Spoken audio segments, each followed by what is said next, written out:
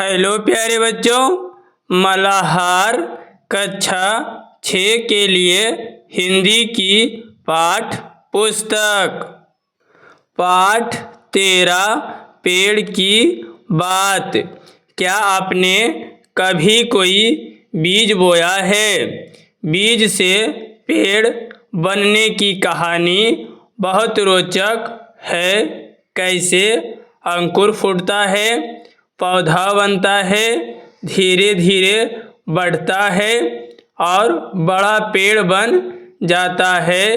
आइए जानते हैं पेड़ की बात। यानी कि इसमें बोला जा रहा है कि क्या आपने कभी भी कोई बीज को बोया है, यानी कि रोपा है। बीज से पेड़ कैसे बनती है, उसकी कहानी बहुत ही रोचक मनमोहक होती है। और अंकुर कैसे फूटता है, पौधा कैसे बनता है और ये पौधा धीरे धीरे बड़ा कैसे होता है और बड़ा पेड़ कैसे बन जाता है, इसके बारे में हम पढ़ेंगे। बहुत दिनों तक मिट्टी के नीचे बीज पड़े रहे। इसी तरह महीना दर महीना बीतता गया। सर्दियों के बाद बसंत आया। उसके बाद वर्षा की शुरुआत में 2-1 दिन पानी बरसा। अब और छिपे रहने की आवश्यकता नहीं थी, यानी कि बहुत दिनों तक मिट्टी के नीचे बीज पड़े रहा, यानी कि रखे हुई रही। इसी तरह महीना दर महीना बीतता गया, यानी कि समय बीतता गया। फिर सर्दियों के बाद बसंत आया और उसके बाद वर्षा शुरू हो गई और बारिश 2 या 1 दिन वर्षा हुई और उसे छिपे रहने की आवश्यकता नहीं थी, यानी कि उसे अंकुर निकलने की ज़रूरत थी। मानो बाहर से कोई शिशु यानी कि बच्चा, यानी कि पौधे का छोटा अंकुर को पुकार रहे, यानी कि पुकार रहा हो। और सोए मत रहो, ऊपर उठ जाओ, सूरज की रोशनी देखो। आहिस्ता आहिस्ता बीज का ढक्कन दरक गया। यानी कि इसमें लेखक बताते हैं कि जो पेड़ का बीज होता है वे मानो कि बाहर से कोई छोटा सा पौधा पुकार रहा है और वे सोए हुए मत रहो, ये जो सूरज की प्रकाश है, रोशनी है, उसे तुम देखो। आहिस्ता आहिस्ता, यानी कि छोटे छोटे बीज का जो ढक्कन है वे दरक कर, यानी कि फट कर 2 सुकोमल पत्तियों के बीच अंकुर बाहर निकला। और उस बीज जो ढक्कन वह लगा हुआ रहता है वे फटकर वे बहुत ही कोमल नाजुक बीज में से अंकुर निकलकर 2 पत्तियों का एक छोटा सा पौधा निकला। अंकुर का एक अंश नीचे माटी में मजबूती से गड़ गया और दूसरा अंश माटी भेदकर ऊपर की ओर उठ गया। यानी कि बोला जा रहा है कि जो बीज था उसकी एक अंश जो कि मिट्टी के नीचे चला गया और दूसरा जो अंश है वे माटी के ऊपर की ओर उठ गया। क्या तुमने अंकुर को उठते देखा है?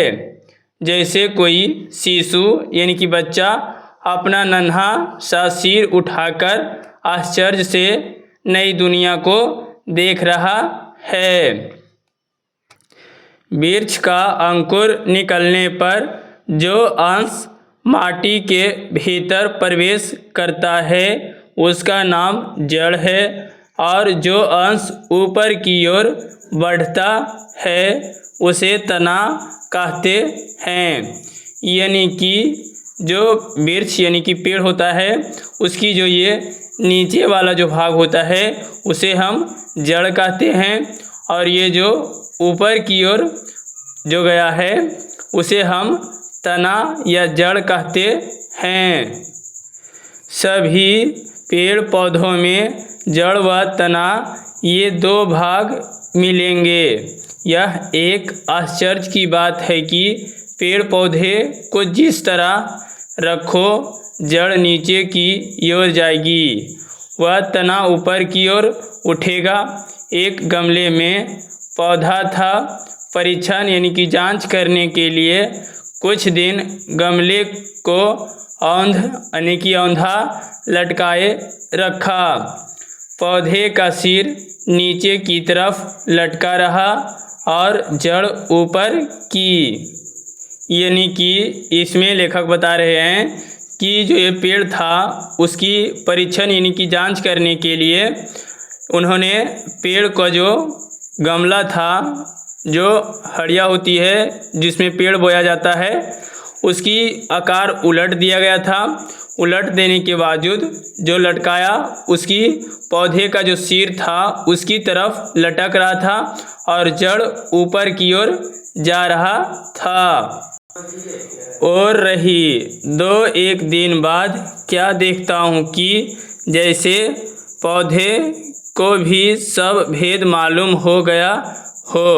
उसकी सब पत्तियाँ और डालियाँ टेढ़ी होकर ऊपर की ओर यानी कि ऊपर की तरफ उठ आई तथा जड़ घूमकर नीचे की ओर लटक गई।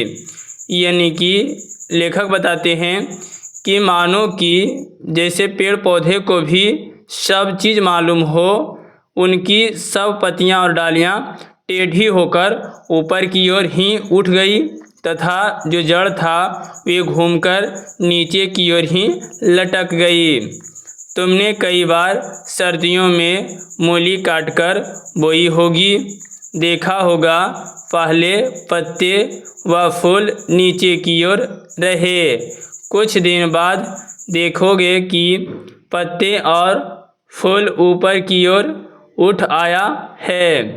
यानी कि सर्दी के मौसम में आप देखे भी होंगे, ठंडे के मौसम में कि मूली काटकर जब हम बोते हैं तो वे पहले पत्ते और उसका जो फूल होता है वे नीचे की ओर रहे और कुछ दिनों को बाद जब हम देखते हैं तो पत्ते और फूल उसकी ऊपर की ओर उठ गए हुए हैं।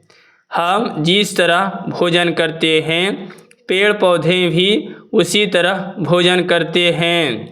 यानी कि लेखक बताते हैं कि जिस प्रकार हम मानव मनुष्य भोजन यानी कि आहार करते हैं, भोजन लेते हैं, भोजन ग्रहण करते हैं, उसी प्रकार पेड़ पौधे भी भोजन करते हैं। हमारे दांत हैं, कठोर चीज़ खा सकते हैं।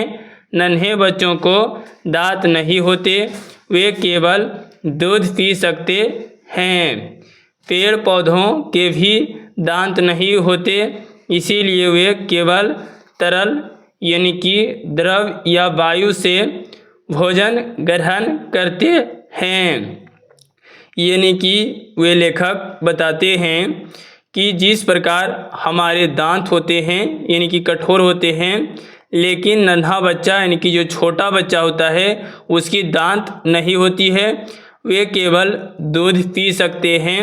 उसी प्रकार पेड़ पौधे के भी दांत नहीं होते हैं, इसीलिए पेड़ पौधे केवल तरल यानी कि द्रव पदार्थ और वायु से यानी कि हवा से भोजन ग्रहण करते हैं। पेड़ पौधे जड़ के द्वारा माटी से रस पान करते हैं। चीनी में पानी डालने पर चीनी गल जाती है। माटी में पानी डालने पर उसके भीतर बहुत से द्रव गल जाते हैं। यानी कि वे फिर बताते हैं कि पेड़ पौधे के जो जड़ होते हैं वे जो माटी से होता है रस पान करते हैं।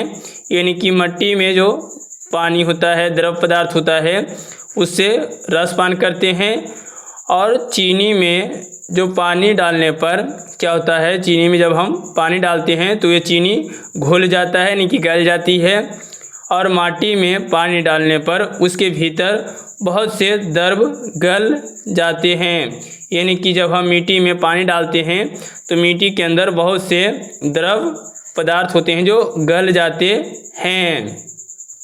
पेड़ पौधे वे ही तमाम द्रव्य सोखते हैं। जड़ों को पानी ना मिलने पर पेड़ का भोजन बंद हो जाता है, पेड़ मर जाता है। यानी कि पेड़ को अगर पानी नहीं मिलेगा तो उस पेड़ का भोजन आहार जो है वे बंद हो जाएगा और वे पेड़ धीरे धीरे यानी कि सूख कर मर जाता है। सूक्ष्मदर्शी से अत्यंत सूक्ष्म पदार्थ स्पष्ट रूप से देखे जा सकते हैं। यानी कि सूक्ष्मदर्शी एक यंत्र है जिसे माइक्रोस्कोप भी कहा जाता है। वे बहुत अत्यंत यानी कि बहुत छोटा से छोटा चीज़ वस्तु पदार्थ यानी कि उसे हम स्पष्ट रूप से उस यंत्र के माध्यम से देख सकते हैं। पेड़ की डाल अथवा जड़ का इस यंत्र द्वारा परीक्षण यानी कि जांच करके देखा जा सकता है कि यानी कि सूक्ष्मदर्शी यंत्र के द्वारा हम पेड़ की डाल अथवा पेड़ की जो जड़ होता है उसकी हम जांच कर सकते हैं। किससे? तो सूक्ष्मदर्शी यंत्र यानी कि मशीन से। पेड़ में हजारों हजार नाल हैं। इन्हीं सब नालों के द्वारा माटी से पेड़ के शरीर में रस का संचार होता है। यानी कि पेड़ में हजारों हजार नाल होते हैं। ये सब माटी द्वारा पेड़ के शरीर में रस यानी कि संचार करता है। इसके अलावा वृक्ष यानी कि पेड़ के पत्ते हवा से आहार यानी कि भोजन ग्रहण करते हैं। पत्तों में अनगिनत छोटे छोटे मुंह होते हैं और सूक्ष्मदर्शी के जरिए अनगिनत मुंह पर अनगिनत होठ यानी कि मुंह देखे जा सकते हैं। जब आहार करने की ज़रूरत ना हो तब दोनों होठ बंद हो जाते हैं। जब हम श्वास प्रश्वास ग्रहण करते हैं यानी कि श्वास प्रश्वास यानी कि जिस प्रकार हम श्वास लेते हैं और छोड़ते हैं यानी कि ग्रहण करते हैं, तब प्रश्वास के साथ एक प्रकार की विषाक्त वायु, विषाक्त यानी कि जहरीली यानी कि अशुद्ध वायु यानी कि हवा बाहर निकलती है। उसे अंगारक वायु कहते हैं। यानी कि लेखक बता रहे हैं इसमें कि जो पेड़ होता है उसकी जो पत्ते होते हैं उनकी दोनों होठों की ओर क्या होता है, बहुत सारे छेद होते हैं और दोनों ओर उनकी होठ यानी कि मुंह खुले हुए रहते हैं। और जिस प्रकार हम मानव श्वास लेते हैं और छोड़ते हैं, उसी प्रकार पेड़ पौधे भी एक प्रकार की श्वास प्रश्वास के साथ एक विषाक्त यानी कि जहरीली वायु यानी कि हवा निकालती है। उसे हम अंगारक वायु यानी कि हवा कहते हैं। अगर यह जहरीली हवा पृथ्वी पर इकट्ठी होती रहे तो तमाम जीव जंतु कुछ ही दिनों में उसका सेवन करके नष्ट हो सकते हैं। यानी कि फिर बताते हैं कि जिस प्रकार हम जहरीली हवा को यानी कि कार्बन डाइऑक्साइड को छोड़ते हैं और ऑक्सीजन को लेते हैं, अगर ये लगातार इस पृथ्वी पर इकट्ठी होती रही, जमा होती रही और अधिक बढ़ जाएगी, तो जितने भी छोटे जीव जंतु होते हैं वे इसका शोषण करके वे कुछ ही समय में सेवन करके नष्ट हो जाएंगे, यानी कि मर जाएंगे, समाप्त हो जाएंगे। जरा विधाता की करुणा यानी कि जरा विधाता यानी कि भगवान की महिमा दया का चमत्कार तो देखो।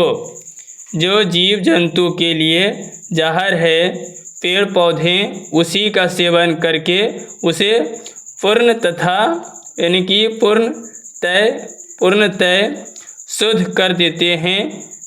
यानी कि इसमें बोला जा रहा है लेखक के द्वारा कि यानी कि भगवान की महिमा तो देखो कि जिस प्रकार हमारे जीव जंतुओं के लिए ये जो क्या होता है जहरीली हवा है, वे हमारे लिए कितना खतरनाक है। वही जहरीली हवा यानी कि कार्बन डाइऑक्साइड पेड़ पौधे उसी का सेवन करके यानी कि भोजन करके उसे पूर्णतः यानी कि शुद्ध करके वे पेड़ों के पत्ते पर जब सूर्य का प्रकाश पड़ता है तब पत्ते सूर्य ऊर्जा के सहारे अंगारक वायु से अंगार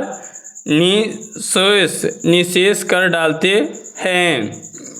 यानी कि जो हमारे लिए हानिकारक है कार्बन डाइऑक्साइड गैस यानी कि वायु, वे पेड़ पौधे के लिए भोजन है, आहार है, और उसे वे संशोधन करके क्या करते हैं, पेड़ अपना भोजन आहार बना लेते हैं और यही अंगार वृक्ष के शरीर में प्रवेश करके उसका संवर्धन करते हैं। पेड़ पौधे प्रकाश चाहते हैं, प्रकाश न मिलने पर ये बच नहीं सकते। पेड़ पौधों की सर्वाधिक कोशिश यही रहती है कि किसी तरह उन्हें थोड़ा सा प्रकाश मिल जाए। यदि खिड़की के पास गमले में पौधा रखो तब देखोगे कि सारी पत्तियां और डालियां अंधकार से बचकर प्रकाश की ओर बढ़ रही है। वन अरण्य यानी कि वन जंगल में जाने पर पता लगेगा कि तमाम पेड़ पौधे इसी होठ में सचेष्ट हैं कि कौन जल्दी से सिर उठाकर पहले प्रकाश को झपट ले। बेल लताएं छाया में पड़ी रहने से प्रकाश के अभाव में मर जाएगी। इसीलिए वे पेड़ों से लिपटती हुई निरंतर ऊपर की ओर अग्रसर होती रहती है। अब तो समझ गए होंगे कि प्रकाश ही जीवन का मूल मंत्र है। यानी कि अब हमें मालूम चल गया कि प्रकाश जो होता है सूर्य का प्रकाश, वे हमारे जीवन में पेड़ पौधे जीव जंतु कीट पतंग के लिए कितना मूल्यवान है। सूर्य यानी कि सूर्य किरण का स्पर्श यानी कि छूकर पाकर ही पेड़ पल्लवित होता है। यानी कि सूरज की किरणें पाकर ही पेड़ पौधे फल फूल जाते हैं। पेड़ पौधे यानी कि पेड़ पौधों के रेशों में सूरज की किरणें आवर्त हैं।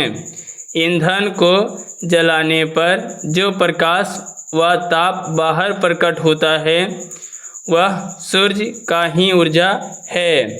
और जब हम पेड़ का लकड़ी जब जलाते हैं तो उसे ईंधन की जलाने पर जो उससे प्रकाश निकलता है, ताप निकलता है यानी कि गर्मी निकलता है बाहर, वह सूर्य का ही प्रकाश यानी कि ऊर्जा होता है, जिसके कारण उसे हमें यानी कि जलाने पर क्या होता है, ईंधन प्रकाश और ताप मिलता है। पेड़ पौधे वह समस्त हरियाली प्रकाश हथियाने के जाल हैं। पशु डंगार पेड़ पौधे या हरियाली खाकर अपने प्राणों का निर्वाह करते हैं। और पशु पक्षी डंगार ये सब जीव जो होते हैं वे पेड़ पौधों का हरियाली यानी कि पत्ते खाकर अपने प्राण यानी कि जीवन का निर्वाह करते हैं। पेड़ पौधों में जो सूर्य का प्रकाश समाहित है वह इसी तरह जंतुओं के शरीर में प्रवेश करता है। अनाज व सब्जी ना खाने पर हम भी बच नहीं सकते हैं। सोचकर देखा जाए तो हम भी प्रकाश की खुराक पाने पर ही जीवित हैं। यानी कि इसमें बोला जा रहा है कि सभी प्रकार की जीव जंतु के लिए प्रकाश कितना मूल्यवान है। यानी कि जिस प्रकार अनाज व सब्जी ना खाने पर हम लोग नहीं बच सकते हैं, उसी प्रकार अगर हमें प्रकाश नहीं मिलेगा तो हम लोग जीवित नहीं रह सकते हैं। यानी कि सूरज की प्रकाश नहीं मिलेगा तो हम लोग जीवित नहीं रह सकते हैं। कोई कोई पेड़ 1 वर्ष के बाद ही मर जाते हैं। सब पेड़ मरने से पहले संतान छोड़ जाने के लिए व्यग्र हैं। यानी कि कोई कोई जो पेड़ होता है वे सिर्फ 1 साल ही रहने के बाद मर जाता है, नहीं सूख जाता है। और जितने भी पेड़ होते हैं सभी पेड़ यानी कि अपने संतान यानी कि अपने छोटे पौधे को जगाने के लिए, उगाने के लिए व्यग्र रहते हैं, यानी कि उत्साहित रहते हैं। बीज ही उनकी संतान है। बीज की सुरक्षा व सारा संभाल के लिए पेड़ फूल की पंखुड़ियों से घिरा एक छोटा सा घर तैयार करता है। फूलों से आच्छादित होने पर पेड़ कितना सुंदर दिखाई पड़ता है, जैसे फूल के बहाने वह स्वयं हंस रहा हो। फूल की तरह सुंदर चीज़ और क्या है? जरा सोचो तो, पेड़ पौधे तो मटमैली माटी से आहार और विषाक्त वायु से अंगारक ग्रहण करते हैं।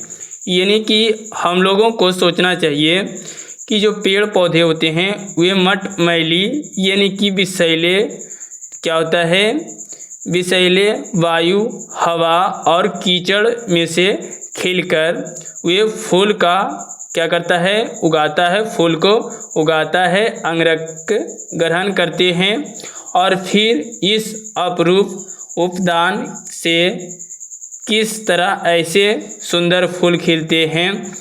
तुमने कथा तो सुनी होगी स्पर्श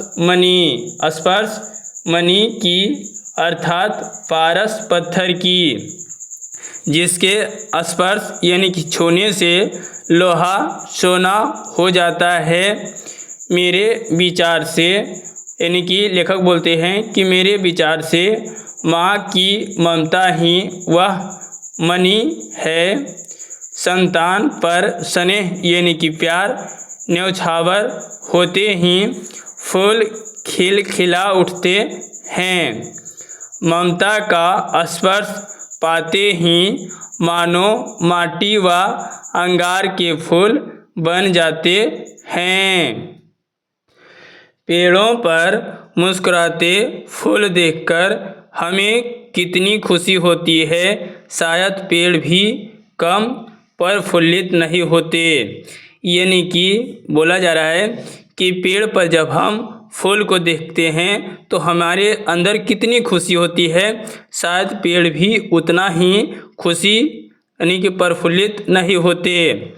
खुशी के मौके पर हम अपने परिजनों यानी कि रिश्तेदारों यानी कि संबंधित मित्रों को निमंत्रित करते हैं।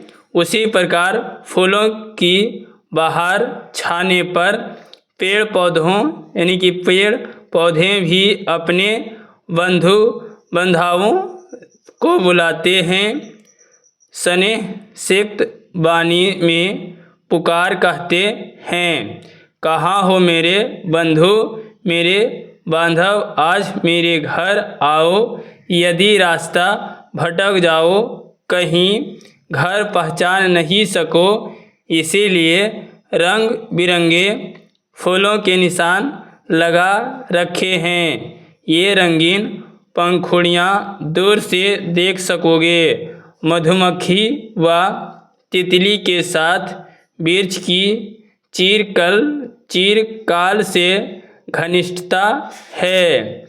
यानी कि ये पूरा शब्द में बोला जा रहा है लेखक के द्वारा कि जिस प्रकार हम मानव अपने जीवन में जब खुशी मनाते हैं तो हम अपने रिश्तेदारों को, दोस्त और भी परिजन को न्योता देकर जिस प्रकार बुलाते हैं, उसी प्रकार पेड़ पौधे पर भी जब फूल खिलते हैं तो वे अपने जितने भी उनके आसपास यानी कि जीव जंतु होते हैं उन्हें वे निमंत्रण देकर वे अपने रंग बिरंगे फूलों को पास बुलाते हैं।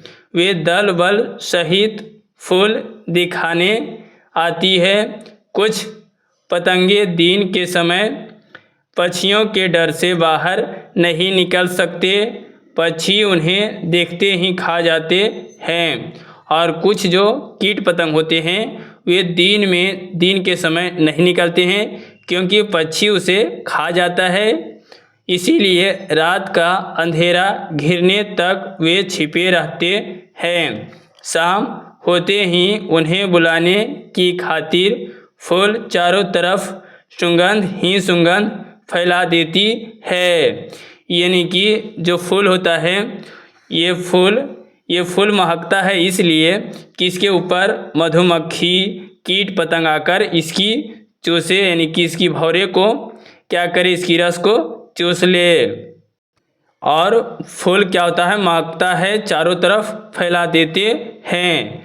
वृक्ष अपने फूलों में शहद का संचय करके रखते हैं, और ये जो फूल होता है यानी कि पेड़ होता है ये अपने फूलों को में शहद यानी कि रस भरकर इकट्ठा कर लेते हैं। मधुमक्खी व तितली बड़े चाव से मधुपान करती है। मधुमक्खी के आगमन यानी कि आने से वृक्ष का भी उपकार होता है। यानी कि जब मधुमक्खी आती है फूल के ऊपर तो ये मधुपान करती है, यानी कि इसकी रस को चूसती है, और जब इसके ऊपर आती है तो वृक्ष का भी भला होता है, यानी उपकार होता है। तुम लोगों ने फूल में परागकण देखे होंगे। मधुमक्खियाँ एक फूल के परागकण दूसरे फूल पर ले जाती है। परागकण के बिना बीज पक नहीं सकता।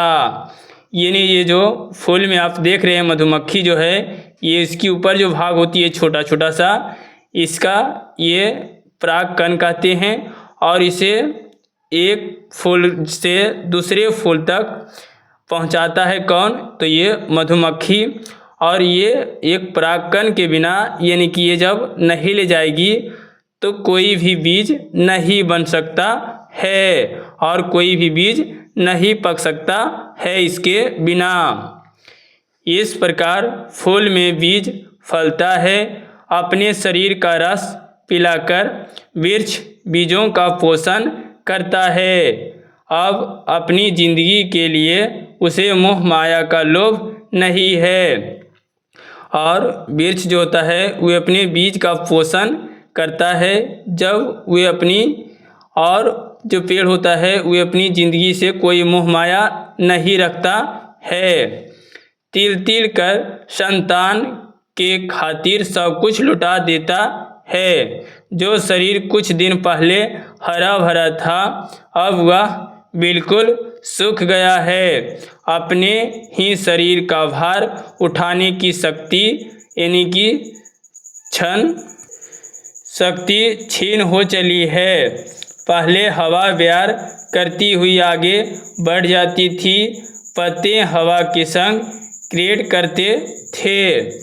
यानी कि पेड़ पौधे जो होते हैं वे अपने संतान को यानी कि छोटे बीज पौधों बनाने के लिए वे अपने जीवन को नौछावर कर देती है। जो कुछ समय पेड़ पौधे हरे भरे थे वे तितली मधुमक्खियाँ उसे आकर उसकी रस को शहद चाट कर क्या क्या एक जगह से दूसरे जगह बनाकर बीज उत्पन्न कर देती है, जिससे वे पेड़ क्या होता है बंजर हो जाता है और वे सूख जाता है। छोटी छोटी डालियाँ ताल ताल पर नाच उठती है। अब सूखा पेड़ हवा का आघात सहन नहीं कर सकता। हवा का बस एक थपेड़ा लगते ही वह थरथर कांपने लगता है।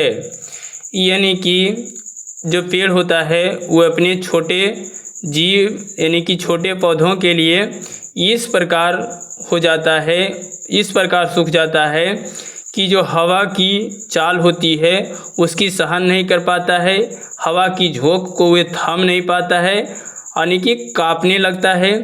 एक एक करके सभी डालियाँ टूट पड़ती है। अंत में एक दिन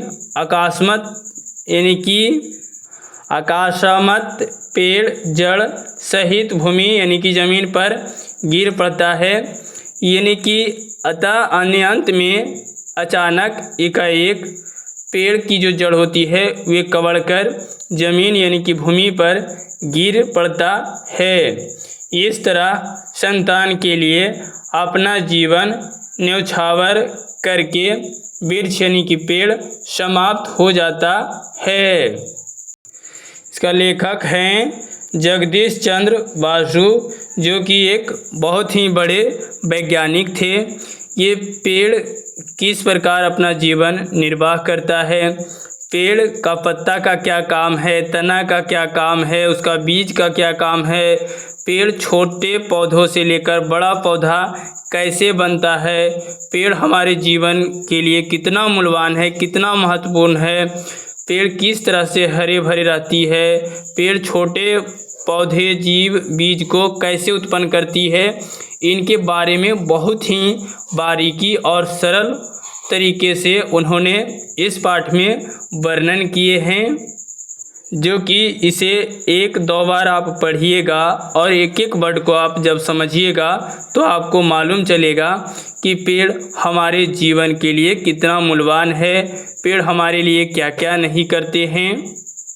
पेड़ अपने छोटे पौधों के लिए अपना जीवन तक न्यौछावर कर देता है। जिस प्रकार मानव करता है अपने बच्चों के लिए, उसी प्रकार पेड़ पौधे भी अपने छोटे पौधों के लिए अपना जीवन त्याग देते हैं, जो कि हमने इस पाठ में पढ़ा है। और इसे एक बार या दो बार आप पढ़िएगा तो पेड़ पौधों के बारे में आप बहुत ही ज़्यादा कुछ जानकारी प्राप्त कर सकते हैं।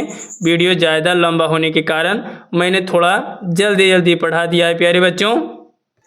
यानी कि लेखक तो जगदीश चंद्र बासु हैं, लेकिन इसका अनुवादक यानी जो अनुवाद किए हैं उनका नाम है शंकर सेन।